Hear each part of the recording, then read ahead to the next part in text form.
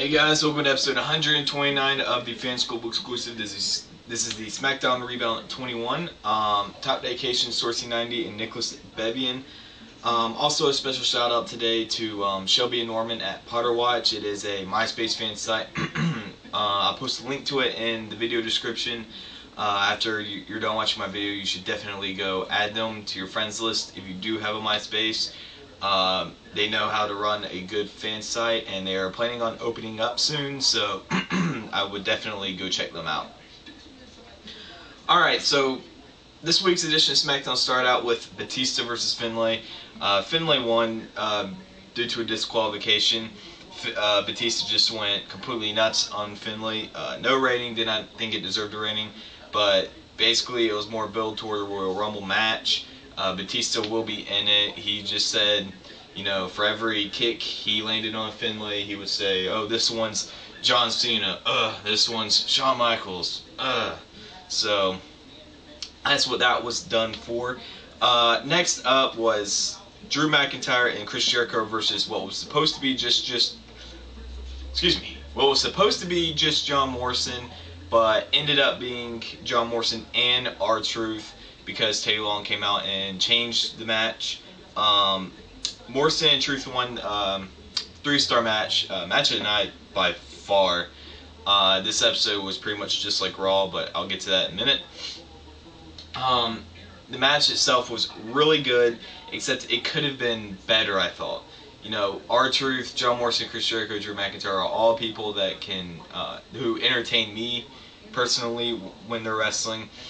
And I don't know, it could have been better. It just seemed like John Morrison was just, it just wasn't regular John Morrison this match. I mean, don't get me wrong, the match was still really good, 3 stars. John Morrison though, it just didn't seem right. Like something just wasn't there. You know, I guess because John Morrison wasn't doing his regular moves, you know, off the top rope shenanigans and everything. But I don't know, it could have been better. I will say that, it could have been better.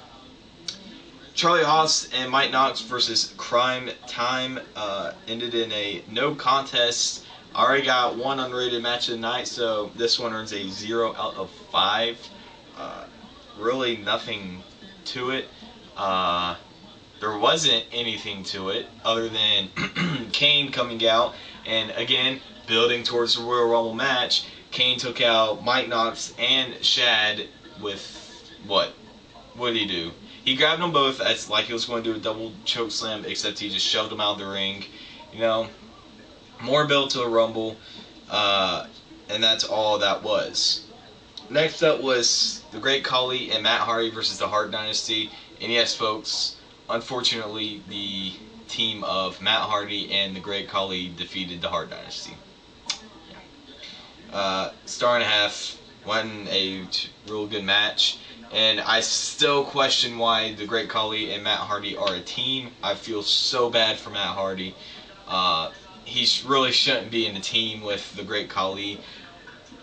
But it's just how it goes. You know, I obviously can't do nothing about it. If I could do something about it, I would. But, you know, I say this every episode, I can't do nothing about it. So, you know, and another thing, I'm real upset to see the horrible duo of the Great Khali and Matt Hardy defeat the Hart Dynasty. WTF, man. What is this, man? Overall, I'll get to overall rating in a minute. 3 great promos to talk about tonight. There was way more talking than wrestling, which I'm not a fan of. If you remember, that was one of the big reasons why I quit watching TNA. It's because it seemed like every week they're just doing more talking and more and less wrestling. And you know, of course, everybody I would talk to about it said, "Oh, well, they're just doing that so the pay-per-views are really good." You know, which is completely crap. I mean, anybody remember Victory Road 2009? Yeah. But anyway, I'll stop talking about TNA because it's not a TNA video. I was actually really, you know, wrestling-wise, it really brought me down. Because SmackDown, I'm used to a lot of wrestling, you know, some talking, but a lot of wrestling. At the end of the episode, I was feeling down. because it just wasn't a typical episode of Smackdown.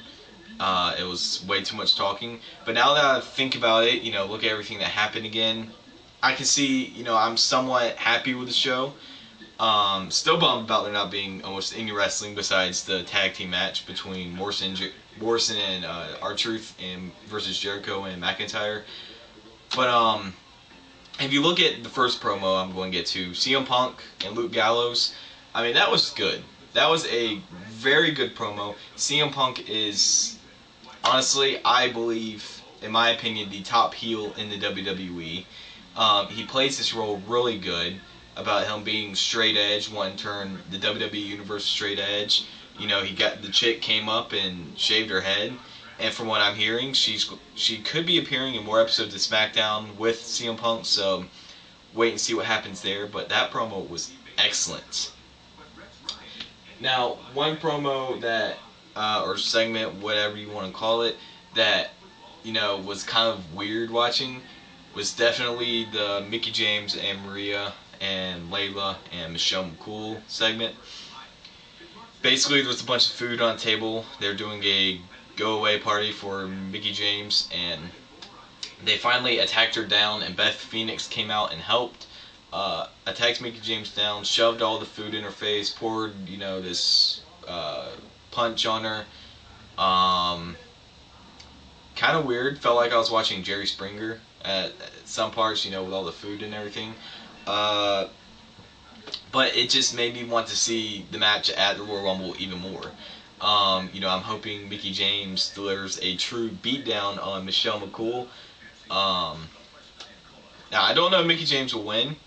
Yeah, I'll talk more about that in my Royal Rumble predictions video, but I'm definitely looking forward to that match now. Definitely. And the last one I'm going to talk about is Rey Mysterio and The Undertaker. Basically, I just thought it was a good way to end the show. Batista did come out and attack Rey Mysterio. Undertaker just watched, what am I going to do?